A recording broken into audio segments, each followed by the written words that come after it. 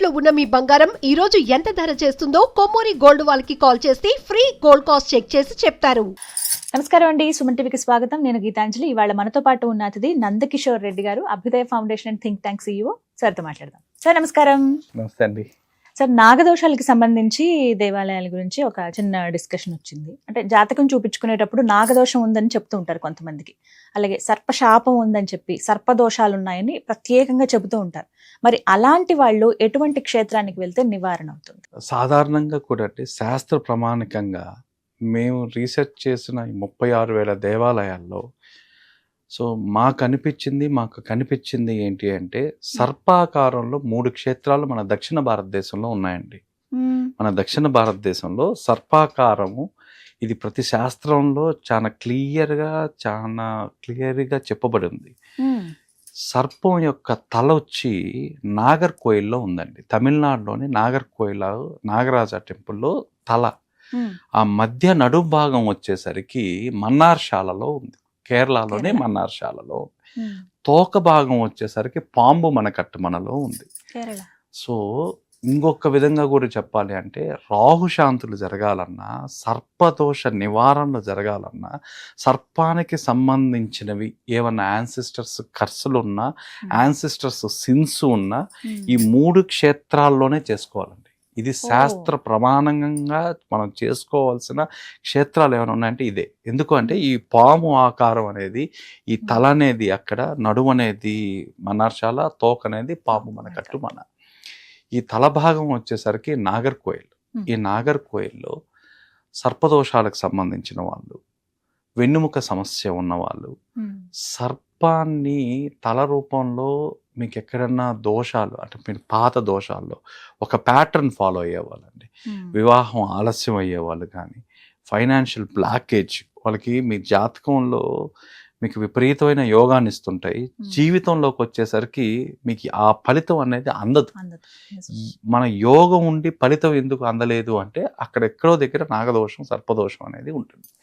ఇలాంటి వాళ్ళందరూ కూడా నాగర్కోయిల్కి వెళ్ళి ఆ పూజలు చేయించడం వల్ల, సర్పబలి పూజలు వీటికి అన్నిటికీ కూడా ప్రాంతాల విధంగా ఆ పూజలు చేయించడం వల్ల ఆ యాన్సిస్టర్ సిన్స్ అనేది అక్కడ కట్ అవుతాయండి.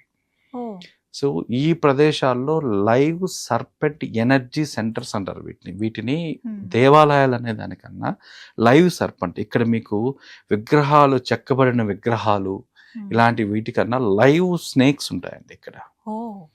వాటికే ఆరాధన, మీరు చేసే ఆరాధన డైరెక్ట్గా వాటికి వెళ్ళే ప్రదేశం ఏదన్నా ఉంది అంటే ఇది.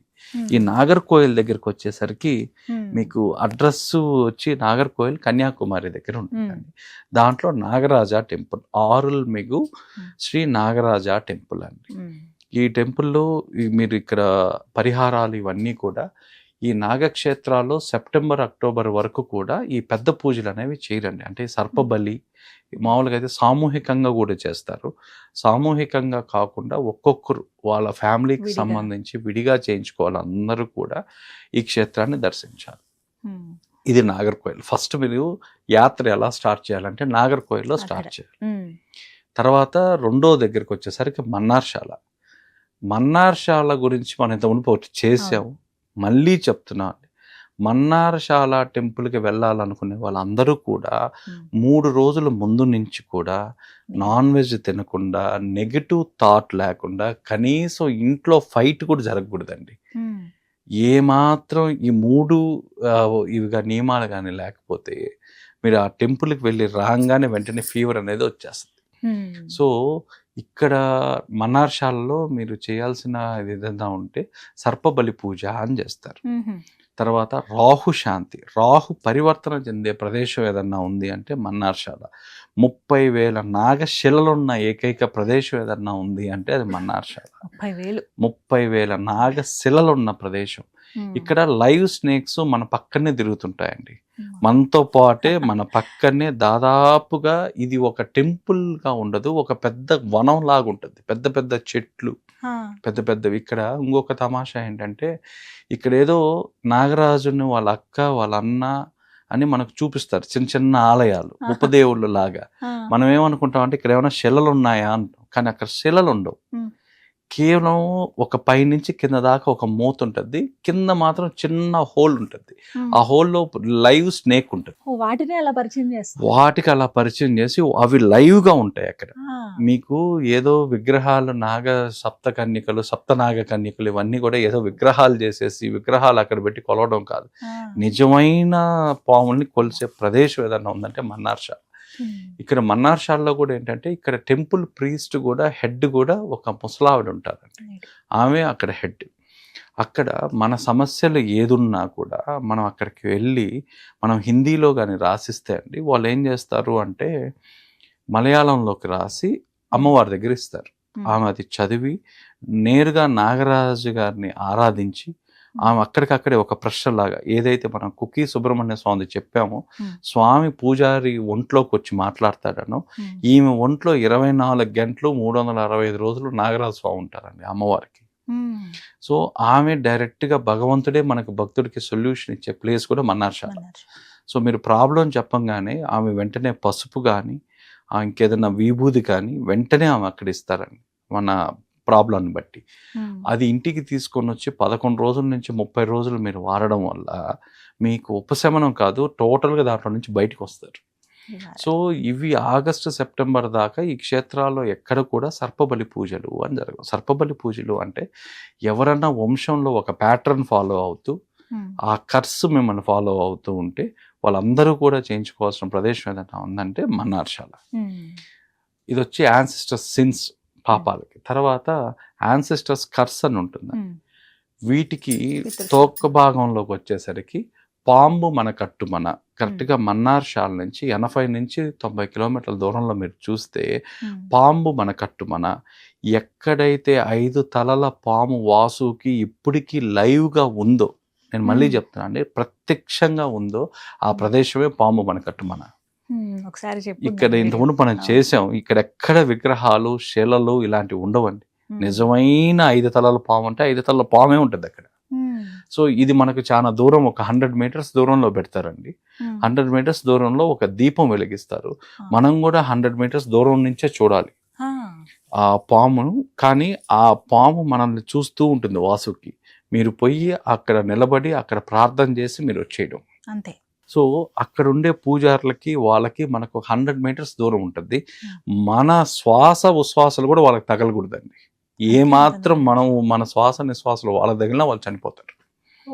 అంత పవిత్రంగా అంత పవర్ఫుల్గా ఉంటారు వాళ్ళు. మనం ప్రత్యక్షంగా చూడొచ్చు. మనకు ఒక 200 మీటర్స్ దూరంలో నిలబడి ఉంటారు. వాళ్ళ మూమెంట్స్ అన్ని మనకు కనిపిస్తుంటాయి. మనకు అమ్మవారి ఆశీర్వాదం అంటారు. సో అమ్మవారి ఆశీర్వాదం అన్నప్పుడు వాళ్ళు వచ్చి మనల్ని ఆశీర్వదిస్తారు. మనం చాలా దూరంగా 200 మీటర్లు అవతల పక్క నిలబడి మనం ఆశీర్వాదం తీసుకోవాలన్నమాట. ఆశీర్వాదం తీసుకున్న తర్వాతే ఆడ పూజలకి దేనికన్నా ఇస్తారండి. సో ఇక్కడికి వచ్చేసరికి అది కరెక్ట్గా సాయంత్రం 6 అయ్యేసరికి వాసుకి ఉన్న ప్రదేశం నుంచి వేరే ప్రదేశానికి వస్తుంది. పామే వస్తుంది ఆ టైంలో. ఆ పాము వచ్చే ప్రదేశంలో కూడా మళ్ళీ దీపం పెడతారు. ఆ దీపం పెట్టి అది ఒక ఎనర్జీ పాయింట్. అక్కడ కూడా మళ్ళీ మీరు ధ్యానం చేయాలి. సో సాయంత్రం 6 కాగానే ఈ ప్రాంతం అంతా వాసుకి సంచరిస్తూ ఉంటుంది. వాసుకితో పాటు 10,000 నాగులు అక్కడ తిరుగుతూ ఉంటాయి. 10,000 నాగులు పై చిలుకు.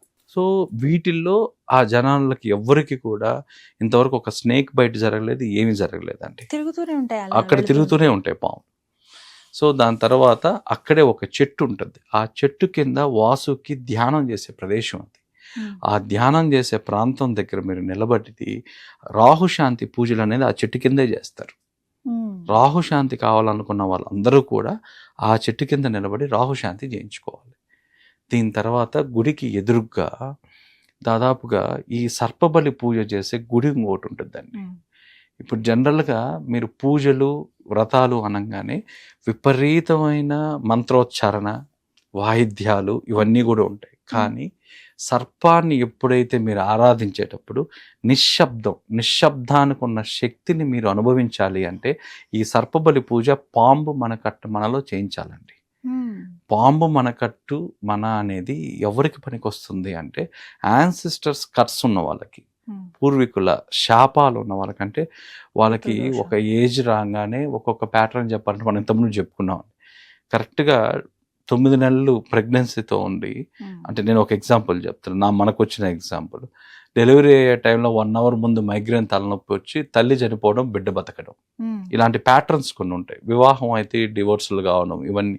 ఈ ప్యాటర్న్ తప్పించుకోవాలనుకున్న వాళ్ళందరూ కూడా ఈ పాంబు మనకట్టుకెళ్ళి వాళ్ళు చేయాల్సిన పూజ ఏదన్నా ఉందంటే సర్పబలి పూజ. ఈ సర్పబలి పూజ ఆగస్టు 27 నుంచి స్టార్ట్ అవుతాయండి. ఇప్పుడు 2 నెలలు ఎవరు చేయరు, 2 నెలల తర్వాత చేస్తారు. తర్వాత ఆశ్లేష నక్షత్రం రోజు చాలా పవర్ఫుల్ ఈ టెంపుల్. ఇక్కడ వచ్చి పూజలు. ఇక్కడ ఇంకొక ఇదేంటంటే ప్రతి ఒక్కరికి వచ్చిన వాళ్ళందరికీ వాసుకి టెంకాయ నూనెతో అభిషేకం చేస్తారండి. వాసుకి టెంకాయ నూనెతో అభిషేకం చేసి ఆ అభిషేకాన్ని మనకిస్తారు.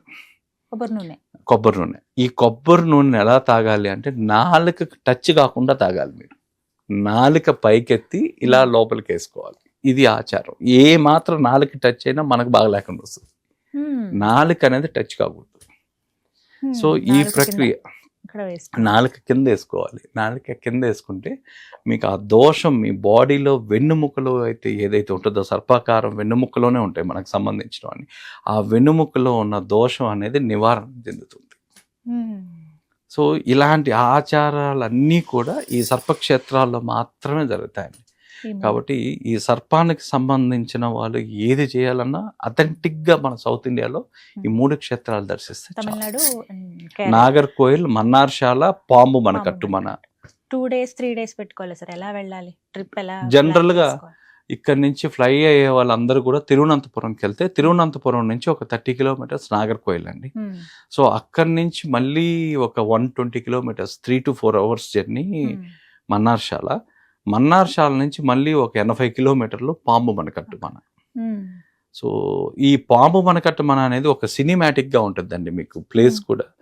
సో పెద్ద పెద్ద కట్టడాలు, ఆ తర్వాత లైవ్ స్నేక్స్, చాలా బాగుంటుంది. సో ఈ 3 అథెంటిక్ 3 days ప్లాన్ చేస్తే సరిపోతుంది. ఈ 3 వాటిల్లో కూడా ఏ ఒక్క క్షేత్రంలో మనకు పూజ జరిగినా చాలు. లేదా అవకాశం ఉన్న వాళ్ళు 3 చేయించుకున్నా హ్యాపీ. ప్రతి చోట మనకి ఉండడానికి అంత సౌకర్యం, అకామిడేషన్స్ అన్ని బాగానే ఉంటాయి సార్. పాంబు మనకట్టు మన దగ్గరకు వచ్చేసరికి నాగర్కోయిల్ అయితే టెంపుల్కి ఒక 10 కిలోమీటర్ల దూరంలోనే వసతి సౌకర్యాలు ఉన్నాయి. మన్నార్శాల దగ్గరకు వచ్చేసరికి మన్నార్శాల ఎదురుగానే మనకి ఈ టెంపుల్ కూడా ఉంటుంది. మన గెస్ట్ హౌస్లు అన్నీ ఉంటాయండి. మన్నార్శాలకు వెళ్ళిన వాళ్ళు ఇంకొక టెంపుల్ కూడా చూడొచ్చు. అక్కడ నుంచి ఒక 30 కిలోమీటర్స్ దూరంలో చెంగనూరు మహాదేవ టెంపుల్ అని మనం ఇంతకుముందు చెప్పుకున్నాం. ప్రతి 3-4 నెలలకు ఒకసారి పార్వతీదేవికి కట్టిన తెల్లని వస్త్రం ఎర్రగా మారుతుందండి. శంకరాచార్యులు కూడా ఈ టెంపుల్కి వెళ్ళి, అది చాలా మహిమాన్వితమైన టెంపుల్ అండి. పార్వతీదేవి లైవ్ ఎనర్జీ ఇప్పటికీ మన దక్షిణ భారతదేశాన్ని ఎక్కడైనా ఉంది అంటే ఆ చెంగనూరు మహాదేవ టెంపుల్ అండి. సో ఆ టెంపుల్లో మీరు అక్కడికి వెళ్ళి తీర్థం తీసుకున్న ఈ ఫెమినైన్ వాళ్ళకందరికీ కూడా ఫెమినైన్ ఎనర్జీ ఇచ్చే ప్రదేశం పార్వతీ అమ్మవారు. ఆ 3 రోజులు వాళ్ళ టెంపుల్ ఆలయం మూసేసి 4వ రోజుకి స్నానాలు చేయిస్తారండి. ఈ స్నానం చేసేటప్పుడు కొన్ని లక్షల మంది స్త్రీలందరూ కూడా ఆ కార్యక్రమంలో పాల్గొంటారు. వాళ్ళు ఇచ్చే ప్రసాదం ఏదైతే ఉందో ఆ ప్రసాదం ఈ మెనిస్ట్రియల్ ఇబ్బందులు పడే వాళ్ళందరికీ, మెనోపాస్లు ఇవన్నీ పడే వాళ్ళందరికీ కూడా అది పెద్ద రిలీఫ్ అండి. అది సో ఈ క్షేత్రాన్ని కూడా కవర్ చేసుకోవాలి. చాలా చక్కటి ఇన్ఫర్మేషన్ సార్ ఇది. చాలా మంది ఇలాగే జాతకాలు చూపించుకుని ఎక్కడికి వెళ్ళాలో తెలియక ఇబ్బంది పడుతున్న వాళ్ళు ఫాస్ట్ రిలీఫ్, పర్మనెంట్ రిలీఫ్ కావాలంటే గనక కానీ ఈ క్షేత్రాలు మీరు అనుకున్నప్పుడు వెళ్ళే ప్రదేశాలు కావండి. నేను మళ్ళీ చెప్తున్నాను, మీరు ఇంటి దగ్గర బయలుదేరి ఆ క్షేత్రం దగ్గరికి వెళ్ళేంత వరకు కూడా అభ్యంతరాలు, అవరోధాలు మీ వెంటనే నీడలాగా ఉంటాయి. వీటిని అధిగమించి వజ్ర సంకల్పంతో మీరు వెళ్ళగలిగితేనే ఈ ప్రదేశాల్లో పూజలు చేయించుకోగలరు. ఇప్పుడు చెప్పే మాట ఇది. అక్కడ స్వామి అనుగ్రహం ఉండాల్సిందే ఖచ్చితంగా. చాలా మంచి ఇన్ఫర్మేషన్ సార్. థ్యాంక్ యూ అండి. నమస్కారం.